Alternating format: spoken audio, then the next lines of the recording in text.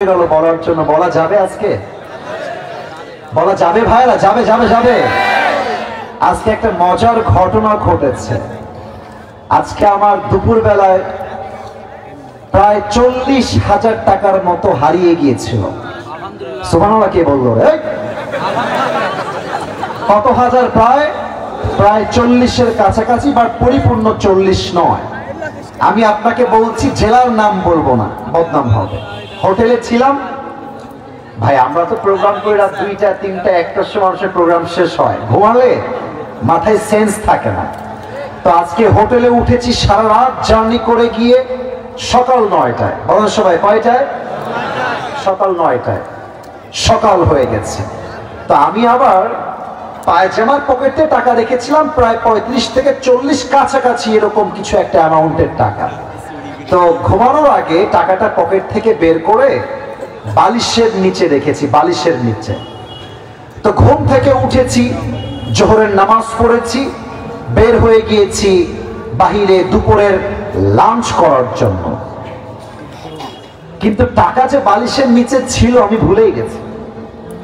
হোটেলে খেতে গেছি, বিল দেওয়ার জন্য বলেছে, বিল হয়েছে 600 থেকে 700 টাকা। পকেটে হাত দিয়েছি, দেখছি টাকা নাই। মাথা তো আমার ঘুরে গেছে, কি রে টাকা আমি রাখলাম কোথায়? হঠাৎ করে মাথায় আসছে, আরে টাকা তো আমি হোটেলের বালিশের নিচে রেখে এসেছি। সঙ্গে সঙ্গে কোনো কথা ছাড়াই গাড়ি ঘুরিয়ে হোটেলে আসলাম। এসে খুব বিনয়ের সাথে ম্যানেজার সাহেব বললাম, স্যার আমি আপনার লোক আসিফ হুজুর, আপনি আমাকে চেনেন। আমি আপনাদের হোটেলের রুমে বালিশের নিচে এত টাকা রেখে গেছিলাম, 1000 টাকার বান্ডিল আর 500 টাকার বান্ডিল রেখে এলাম বালিশের কাছে। বললাম, স্যার যে পেয়েছে আমাকে বলেন দিয়ে দিতে। তো 2 জন যুবক আসলো, যারা ক্লিনার, যারা হোটেল ক্লিন করে। আমি ডাকলাম, এই এদিকে আসো।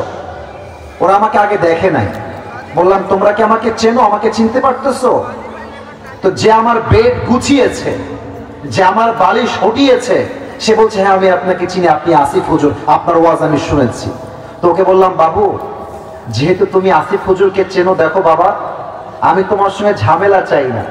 আমার বালিশের তলে আমি টাকা রেখে গেছি, আমি 100% ড্যাম শিওর টাকাটা বাবা আমাকে দিয়ে দাও, তোমাকে আমি হাদিয়া দিয়ে বাসায় চলে যাব। যুবকটা মুখের উপরে বলছে, না আমি টাকা দেখি নাই, জীবনেও না, এটা সম্ভব না, আমি 1 টাকাও হাত দেই নাই। আমি বললাম, প্লিজ ট্রাই টু আন্ডারস্ট্যান্ড, একটু বোঝো, আমার বাদ মাগরিব প্রোগ্রাম, আসর আজান হয়ে গেছে, দিয়ে দাও বাবা, কোনো ঝামেলা চাই না, থানা পুলিশ চাই না, দিয়ে দাও। আমি বুঝালাম, আমার ড্রাইভার বুঝালো, পিএস বুঝালো, ম্যানেজার বুঝালো, সে বুঝতে রাজি না। এবার হোটেলে মালিক চলে আসছে, বড় শিক্ষিত, অনেক বড় ঘরের মানুষ তিনি, এবং তিনি একজন অ্যাডভোকেটকেও নিয়ে আসছে। সিসিটিভি ক্যামেরা ওপেন করা হলো, কে গেছে হুজুরের রুমে আর কে বের হয়েছে। তা আমি চোর ধরতে গিয়ে নিজেই চোর হয়ে গেছি। তারা আমাকে বলতেছে, আপনি যে টাকা রাখছেন তার প্রমাণ কোথায়? আমাকে বলতেছে, বিনয়ের সাথেই বলছে যে, স্যার আপনি যে টাকা রেখেছেন এখানে 40,000 টাকা, তার প্রমাণ কি আপনি আমাকে বলেন। আমি তো ঝগড়া চাই না, আমি সবসময় সমাধান চাই।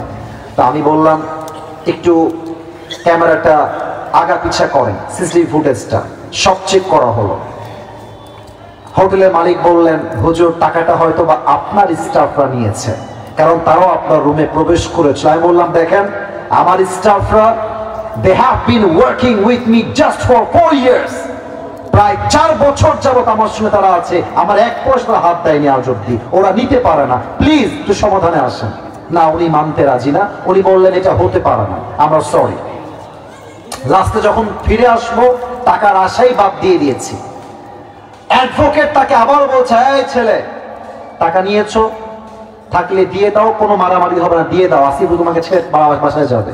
ও বলছে, না আমি টাকা নেই নাই। আমিও টাকার আশা বাদ দিলাম, যে থাক ওইটা বাদ, ওইটা পাওয়া যাবে না।